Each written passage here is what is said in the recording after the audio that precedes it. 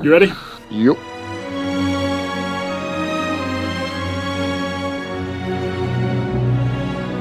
In that case, welcome back to EnterTheRealWorld.com. My name is Matt Waters. I'm joined in this post-Christmas...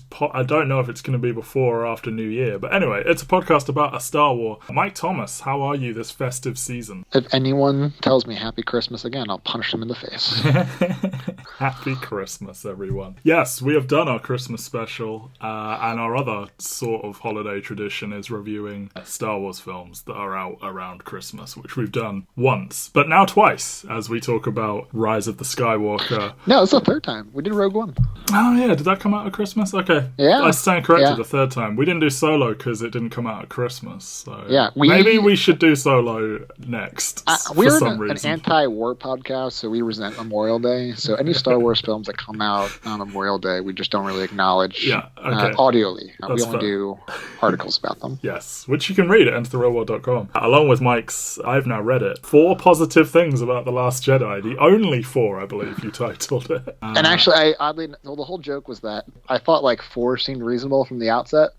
And So then you I could said it only before find you 3, had them. And then I actually did think of a 4th one afterwards, but okay. It wasn't like it was very significant or anything. Okay, so we, like most of the people you know, don't like Rise of the Skywalker. It fucking sucks. Yeah, this website is known for many hot takes, but we will not be offering many today, although I am going to reference my intense burning love for The Last Jedi repeatedly, which Mike is cooler on, so I guess that counts. But yeah, neither of us like Rise of the Skywalker, so this shouldn't be too much of a conflict podcast, unless you just want to review Last Jedi again. I did just finish watching it. Well, I was thinking, I really don't feel like we need to get back into that. I feel like I've always been in an awkward place with Last Jedi. Like, I left it very negative, and when I rewatched it, and I was like, there's a list of very clear things I was negative about.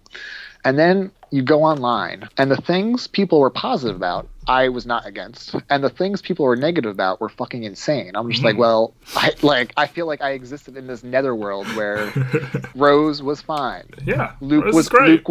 Luke was always a very whiny bitch in a non-pejorative way. This is like Old man Luke is best Luke. I only say this because my biggest sort of immediate review... I mean, I guess my big picture thing is it was a Star Wars, and there was nothing, like, about it. This new one, Rise of the Skywalker. I don't, like, vociferously hate it, but I also don't think there's anything to it. It's just like, this is what Star Wars looks like on autopilot. Whereas I think Last Jedi is everything that Star Wars can be. And I sort of think that about Rogue One as well. But whether you like it or you don't like it or whatever, the jarring, let's undo everything that happened in The Last Jedi, taking away from any attempt to make a real fucking movie. And the biggest one is Rey's parents. It's like, oh no, her parents aren't special. It's her grandfather. She is a special golden fated chosen one child. This was something I disagree with. I thought there's 2 things. One, I think you can ignore everything about quote-unquote undoing Rian Johnson stuff and still explain why this is a fucking terrible movie. Oh yeah, it's not like the reason it's bad. It's just that is such... I know, it but spends second so of all, much of its screen time trying to do that. Second of all, they ruined it here. But in Jedi, I thought people were crazy for thinking that, oh man, well that settles it. Rey's parents were nobody. When Kylo delivered that information, he was like annoyed he wasn't getting his way and like lashing out at her. And there was nothing in his delivery to make me think, yeah, that's the end of that ordeal. But he says,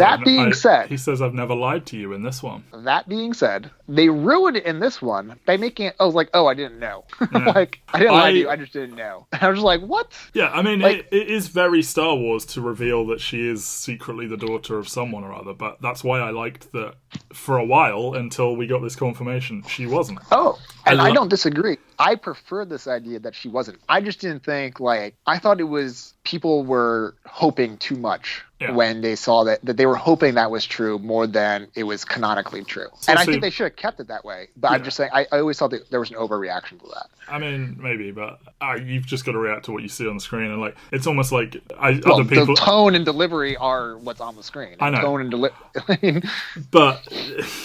Someone else said this, I don't know who, so I can't credit, so I'll just steal it as my own idea. JJ said, how about this fucking mystery box? And then Rian Johnson was like, nah, there's nothing in there. And then JJ's like, but what if there was? And also, like, I don't think JJ, when he introduced Rey, was like, oh, Palpatine's going to be her grandfather. I don't think he had any clue. I think he was doing a Lost and just being like, yeah, let's set up some big mysteries, we'll figure it out later. And then Rian Johnson tells a very different story. The entirety of Last Jedi is about anyone can be a hero. It's not just only Luke Skywalker can save us all.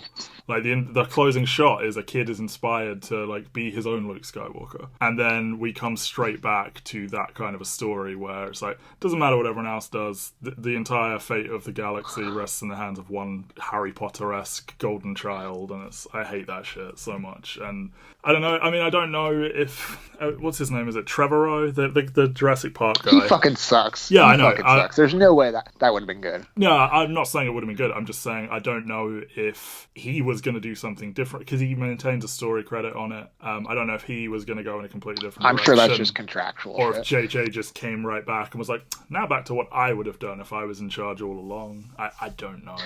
Well, I think people are getting bogged down into specific details of it and aren't thinking about the big picture, like, okay, what is the problem with what's going on right now? And that is that they were determined in about a 5 to 6 year period to release 3 Star Wars movies without actually planning how it was going to go. And that's fucking idiotic. It is kind of risky to do a trilogy with 3 different teams of creative people. It's just the margin of error for that is so small. Yeah. And it just didn't make any sense. And again, this is not even anti-Johnson, and this is not anti-Abrams in the first one, because the big takeaway from the first one, and it was distracting the first time I watched it, I kept rolling my eyes like, Jesus Christ, are we actually just going to make the New Hope all over again? Yes, we are. To me, it was a very unique opportunity, which was that you had this whole movie that was a little too obsessed with the past, and then you had this whole movie that was very much about rejecting the past. Yeah. And this very unique opportunity to make a third film that meshed those two visions together. You can't rush that out. That's my other thing. Like Johnson, or you need to know what you're doing before you start, from the beginning. Yeah. And they didn't. And Abrams was uniquely unqualified to finish this trilogy. Almost anyone, pick a random person out of a hat, Colin and Trevorrow. They would have made.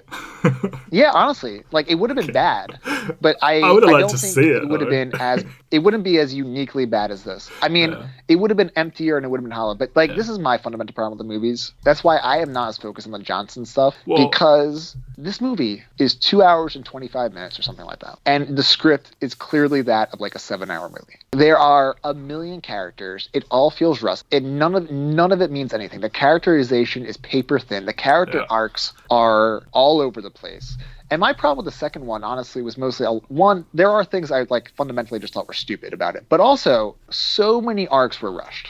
So many arcs. Kylo is all over the fucking place in the second one. Finn's journey is very, very rushed. You don't have time to just settle in and take it. Star Wars movies are fucking weird. They don't move very quickly. If you go back and watch the old ones, and that's not saying that that's the only way you can do it, but you can see what happens as we get to this third one now, where you just decide everyone, you just have all these things happening at the same time and none of it means anything. Yeah. Everything came off flat. Nothing felt meaningful in any way, shape, or form. The theater I saw it in, everyone collectively laughed when they said it was Palpatine's granddaughter. Really? Everyone just collectively laughed. Nice. And then you get to that big moment. I mean, even just the concept of Palpatine in general is fucking stupid. But the big, how full of shit this movie is when the big concluding moment is Palpatine is shooting his electricity at Rey, and Rey is barely fending him off with her lightsaber. And then what saves the day? 2 lightsabers. I'm just way to not get it at all. Just way to just have no idea what you're doing whatsoever. I am all the Sith, I am all the Jedi. Come on.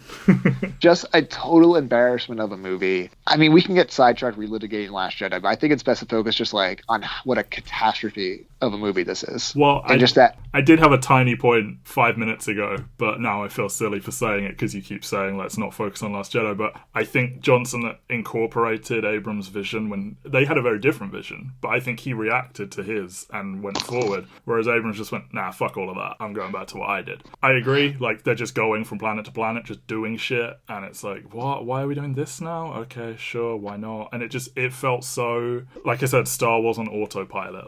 Abrams played it too safe the first time. Johnson, regardless of how you feel about it, the general consensus was, you potentially went too off the beaten path or whatever. And Solo tanked, and I think there was these rumors that like Kathleen Kennedy's job was in trouble and all this, and it feels like they just course corrected way too far back the other way, tried to make the like least offensive thing possible, and we're just like, here's all of Star Wars just mushed together in a very inelegant way. And I mean, my reaction was apathy throughout. Like, I wasn't angry. This is just pathetic. It's just nothing. There's nothing like to it. It felt like what the prequels would have been to me if I watched the prequels as a 30-year-old. I should have been like, God, this is just why even bother? Like, why make such a lifeless movie? And he like lays it on so thick near the end with all that. Like, Rey has to get Luke's, Leia's lightsaber, and then Luke's old X-wing, and has to wear his helmet, and it's just there's so much like, here's all of the stuff, here's everything mystically connected. And like, I don't know, sometimes when that kind of stuff is handled,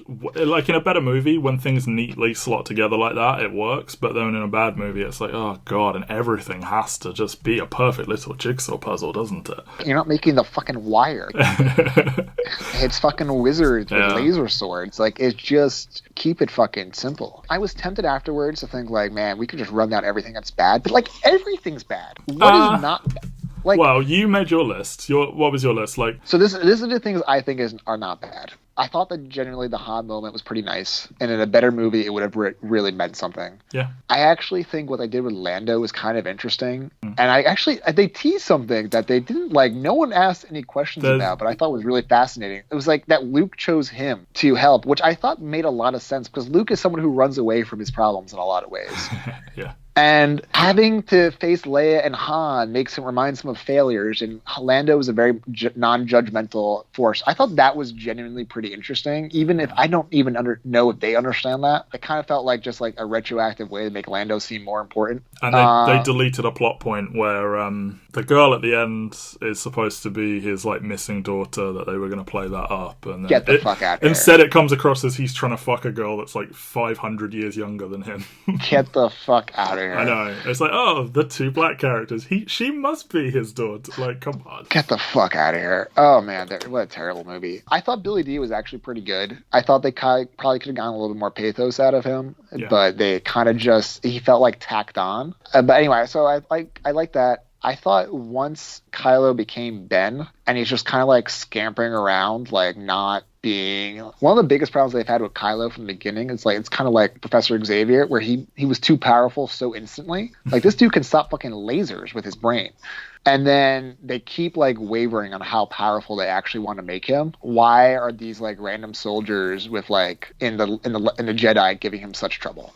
Like, what, at the beginning? No, in Jedi and Last Jedi. Oh, like those guards. Like, they did not really particularly seem like one with the Force. Like, it seems like this dude could like split apart humans with his mind. Like, I don't. There's Snoke's like elite guard. I can hand wave that easily. I know. I'm saying I can hand wave it, but I'm saying there wasn't a lot of consistency with it. Yeah, sure. This was kind of like an interesting alternate reality where he's just kind of like a little gritty and like has to like really rough it. Like, there were these moments there where he was very human in a movie where everyone just felt like a robot. You know, like Lucas disease, where like actors were getting in the way of the plot Lucas wanted to do and the things he wanted to tell. And rarely do characters in the prequels feel like humans, and that's how I felt a lot throughout this one, is that no one felt like a human being.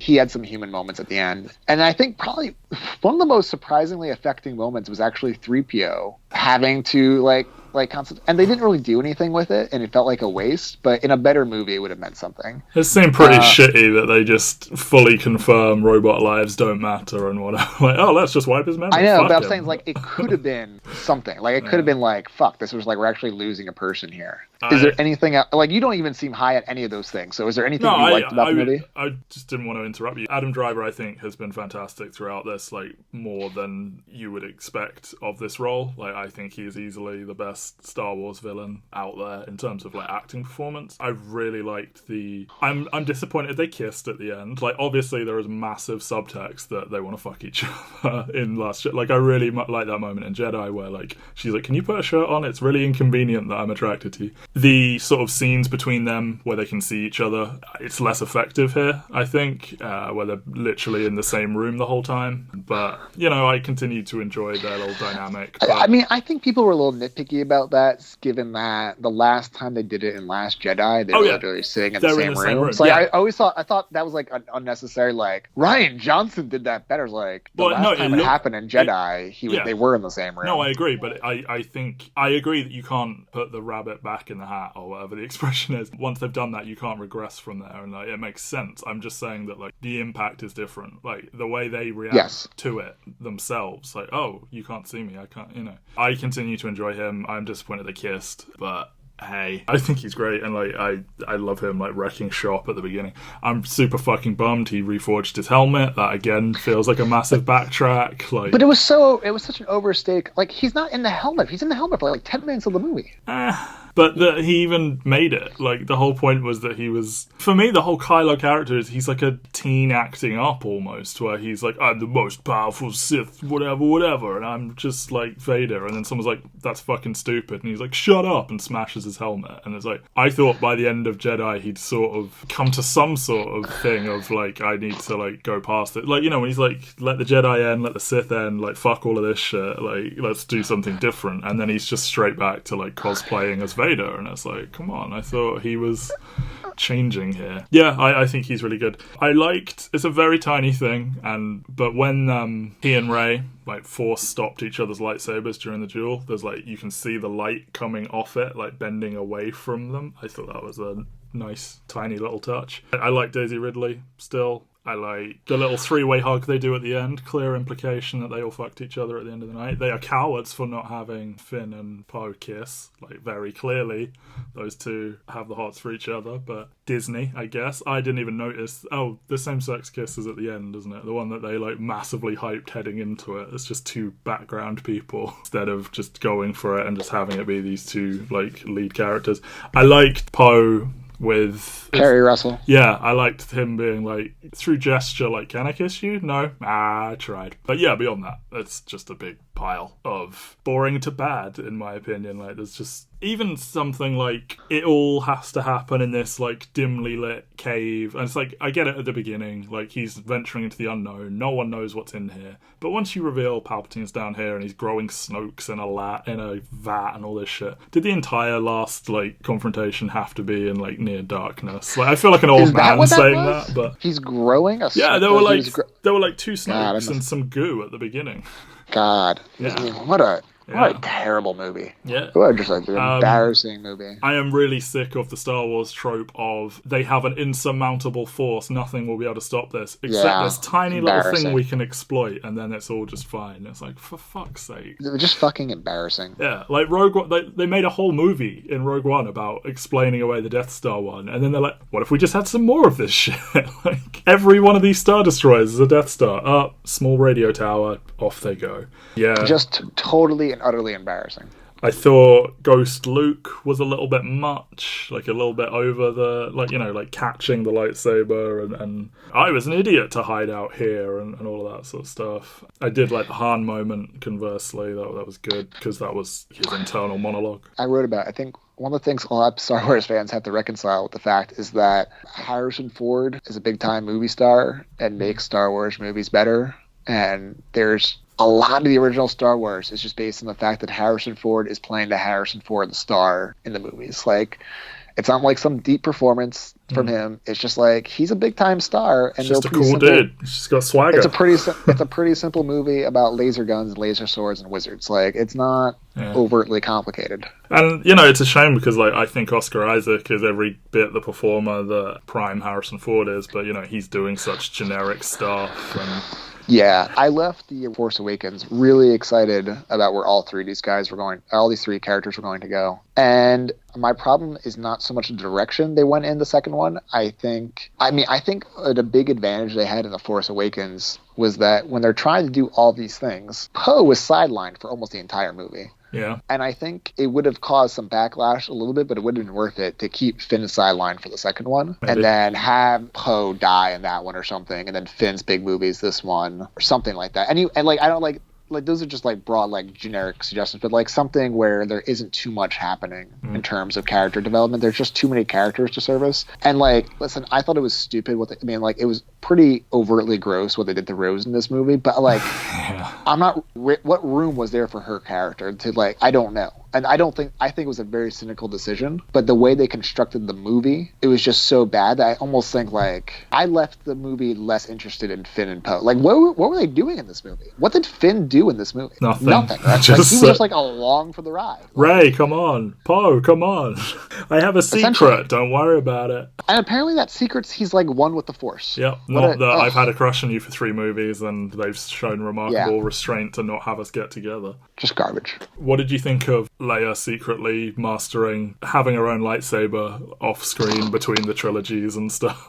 That scene like really confused me. I was like, is this supposed to be Luke and Leia? Like, and now she's like a lightsaber master? Like, I have no object. Like, there are people that object that Leia can even use the Force, and I'm fine with that. Stupid. It's the lightsaber aspect. I'm like, really? What was the need for this? Like, the Sith are, as far as they know, are all gone. They've won the day. Yeah. Who is she training to fight? I thought it would have been a nice moment if the 2 lightsabers at the end were like Luke's green one, or I guess Yoda. No, he built it, didn't he? The green one and the blue one. So you have green, blue, all that going on. But hey, what did you think about they can pass physical objects between each other? Like she hands him her lightsaber via the mental connection. I am pro the mental connection between Rey and Ren. I think that specific point was so inconsequential that it didn't bother me. Part of the reason why I found like the Luke thing unsatisfying the last one, just like, oh, dude, that's so good. A better paced movie. I think the concept of it all being a fraud was great. The true samurai never removes his sword. Listen what I'm saying. It's not the idea of what they did. It was because everything in that movie was so rushed and so many things were happening at once, and there were it felt like a rushed cop-out decision as opposed to something like they really took their time and earned. This was also rushed, but it was just like he killed the Knights of Ren. Like, who gives a fuck? Like, it would have been like a fun, crowd-pleasing moment in a better movie. It didn't like inherently bother me as stupid. I think we agreed with the Luke thing that like it felt like the emotional sort of everything had sort of swelled to this huge point before they even touched down on that planet, and it almost felt like I like everything that happens after that, but it's like in terms of pacing and stuff, like I feel like maybe if we could have shifted this over to the next film, opened with that maybe. I mean, my big takeaway after this was I feel like Last Jedi is 2 movies, and I wish those were the final 2 movies. Yeah. And Rise of Skywalker. I mean, a big part of how Last Jedi ended, which I think was at least unique, is that it felt like the end of like a trilogy. It felt like when they're all like on the ship together, it's like, oh yeah, we're off to a brand new trilogy of stories. I think he thought I'm only getting one shot at trilogy this. Of stories in a single movie. Yeah, I think he thought I'm only getting one shot at this. I'm going to tell everything I've thought of, and that's my takeaway. And I think in the end, that's why I fundamentally disagree with the hype of that movie. It's just because it's not what he did so much. It was just too much for one movie, and it's one of the like fundamental things that bothers me most. It's like it's really like kind of like I can't accept that. I don't like overly long movies either, and like I think this one was actually shorter, but it felt longer to me. Oh, when Kylo and Rey are doing the fake fight on the boat or whatever, I'm just like I'm literally making the hand motion, like, all right, come on, like I feel nothing. Get to what you want to get to. Do you like what's the little dude called? The little droid fixer? Yeah, I don't know. Oh no, the one that fixed. Oh, 3PO. I mean, he was fine. Yeah, I don't get the like massive love for it. Is there? But yeah, people are going crazy. Like, this is the best thing in the movie. I was like, okay. I haven't really seen anything positive about the movie, so I must be muting the right people. I've seen the standard, these so-called like professional in quotes critics, blah blah blah. It's like, I mean, you can disagree with them, but they are literally professional critics. Like, I mean, I went into the movie after the initial critical wave, and I was just thinking, okay, my guess is Abrams overcompensated for the Johnson shit that he didn't like, and people took that, and not unfairly, they just didn't like that. And I was expecting that to be the biggest issue with the movie. I left the theater being like, how did anyone give this a positive review? How is this not sitting at like 10-15%? Like, this is embarrassing. Who could possibly leave this movie thinking they liked it? Oh, some people out there. I mean, obviously. I just couldn't believe it. Some people like the Joker, and he's gone. Happy Christmas. Yeah, so, I mean... I don't know where they go from here. That's exactly what I said. I was just like, I left it thinking, like, just like season 7 and 8 of Thrones, I was like, I don't want to know anything about this universe anymore. I don't feel like that, but I just don't really know what their play is here, because they can't do a 10, 11, 12.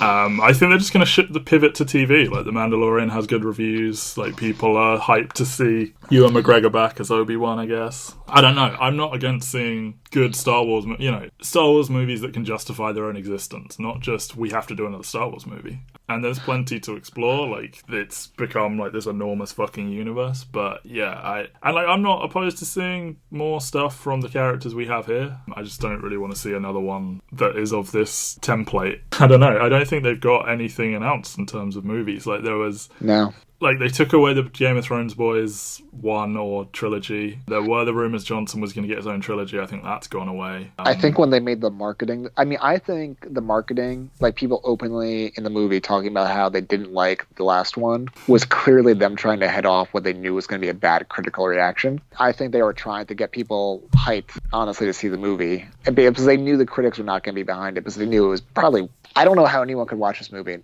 honestly think that it came out well. It's just so milquetoast. It is so lame. It is so toothless. It is so weak sauce. I mean, let's take a moment just to really focus one more time. Everything about Palpatine in this movie was fucking stupid and gutless. Yeah. Just what a gutless decision. I'm gonna possess you, and then you'll be me, but I'll be all the Sith in you. It's like, why are we doing this shit? Because we knew going in, it's one of the earliest things they revealed. They did the Emperor laugh, and it's like, oh, the Emperor's coming back. I thought that was going to be a red herring. I thought so, but... No. And I didn't know until going in. But honestly, I knew the film was going to be bad when the opening crawl started and said, "The dead speak!" Oh, do you know the story behind that? Is it something about, like, fucking Fortnite? Yeah. How fucking embarrassing. I know. But it took me back to seeing Revenge of the Sith and it being war! Exclamation point. I'm like, that's when I knew. Like, the movie's bad, so I'm fucking tweeting the movie. Like, it's Star Wars. Like, I've never took out my phone in a Star Wars movie before, and I'm just like, everyone, just so you know, this movie fucking sucks. Even in the prequels, one of the few things you could say is, like, Ian McDiarmid is trying. I felt like Ian McDiarmid was bad in this movie. And I don't even blame him, but, like, whether it's the writing or just the concept that he exists in the first place, like, it was just bad. There was nothing there. The fact that she was his granddaughter was just a fucking joke. The fact that he has this secret unbeatable fleet again that is somehow undone by a communication tower. They don't even really bother to explain why this mattered. Oh, they need help getting off the ground or something like that. That was the throwaway line. Richard E. Grant coming in and not really with much conviction. Was Donald Gleason busy? Like, what? Why did they need to shoehorn this new guy in? And then they have that line, "Just as I served you in the last word." Like, what? Yeah. Now someone can go fan fiction that into existence. And then, like, now there's gonna be, like, there'll be, like, a whole book trilogy about Richard E. Grant's characters in the original movies. Side note, Greg Gunberg, rest in peace, Snap Wexley, he actually does have his own trilogy of books when he's a teenager, post Return of the Jedi, his character. Oh. Read them all. I read them all. Gave them all 2 out of 5 on Goodreads. Very big of you. Are you going to do a project where you read every single Star Wars book? I've read a lot of the new canon, and they're fine. They're a good thing. Like, they're fine for the train. Okay. Like, I spend like 30 minutes a day on a train, so it's fine. Too good for a podcast, but not good enough. No, not really. Not good for a podcast at all. Okay. The moment where all the ships show up is so unearned. I'm just like... That's their endgame Portals moment. I know. That's why I thought it was clear that they were going for that. And I'm just like, yo, this is embarrassing. Like, who could care? Ben said that in the screening he went to, somebody attempted to start, like, a clap at that moment and just got shut down immediately. And I was like, yeah, fucking good. Sit the fuck down. Like, who could care? I know.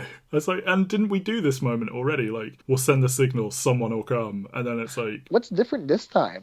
There's more of us than there are them. I mean, fan fiction rewriting these like this is just not a worthy exercise, but I think Abrams with Force Awakens was a necessary evil to get people excited about Star Wars again. And it worked. Like, for as much as I don't love that movie as much as other people seem to. I came out of it like excited about the future of Star Wars. Yes. Like, I love these characters. Okay. I like this concept. Yes. And then I really like Last Jedi. I fucking love Rogue One. I didn't see Solo. I gather that's less good. But, you know. We should watch Solo. Let's do a Solo episode at some point. Yeah. Actually, if we can do it in the next week, we're just a little negotiating on there. A little scheduling. Don't worry, guys. Yeah, don't worry. If we can do it the next week, let me know. I think it's on Netflix for another week. Not over here, it's not, my friend.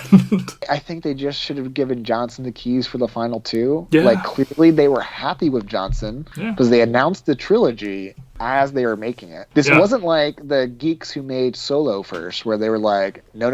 This is not how we do business. They were happy with what Johnson was doing. Yeah. Well, he delivered the best looking Star Wars film, the best acted Star Wars film. What's in not part, to be happy about? he brought back green screen in a big way, in a way I really resented. I know you not. I think that especially everything in the ship in the end really I thought was pretty ugly looking with the whole Finn Phasma scene. I thought that was pretty ugly looking. But like, I'm not saying that was the only, like, the two coolest shots in all of Star Wars are I think in all 11 movies are in that one, which is one when the ships come out of light speed in the daylight and you see it from the planet. I'm just like, holy shit, I didn't know you could do that.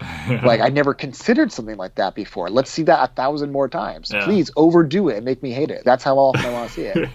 And then obviously the Huldol maneuver. Yeah. And then, okay, it's like 1 in a million. It could never work again. I'm just like, you've got 1 million dreadnought. Why not? Give it a shot. Just like someone give it a shot. And also, could it really not work in 1 in a million? It's just you just hit light speed and aim it at the ships. Yeah, isn't it more just you're gonna die, but make your peace with it? That felt, and again, I think it felt more like them trying to explain why they couldn't do something again. They didn't, like, they thought it was narratively a cop out, and I do actually think they earned it in Jedi. We miss you, Laura. I think Abrams was trying to ward off people asking why they didn't just do it again, but it didn't make any sense. Remember how good Benicio del Toro was in Last Jedi? That was fun, huh? We could just talk about that instead of this movie. Should we re-litigate Benicio del Toro right now? Yeah, he's good, right? Okay. My issue is not with del Toro. Oh, okay. My issue is with the concept of we are going to a location for someone with a very specific set of skills. We get arrested someone else for a parking violation. Yeah.